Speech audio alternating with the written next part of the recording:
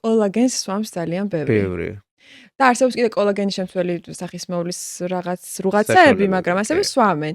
ეს რეალურია თუ მითია, რომ შეიძლება კანის სიმკვრივე და ძალიან მცირე სიჯანსაღე პროცენტით შეიწოვება ორგანიზმში. მართლა? კი, რეალურად კოლაგენი არის ის ნივთიერება, რომელიც უნდა წარმოქმნას ორგანიზმმა.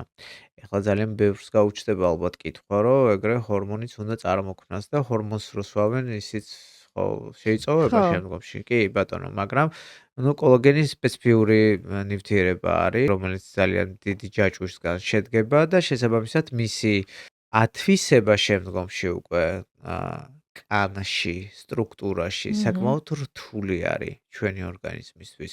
იმიტომ რომ კოლაგენის წარმოქმნა ფაქტიურად ხდება კანშივე და შესაბამისად იქვე ხდება მისი განაწილება და აი სისხლიდან უკვე კანში გადასვლა ეს ცოტათი რთული პროცესი არის.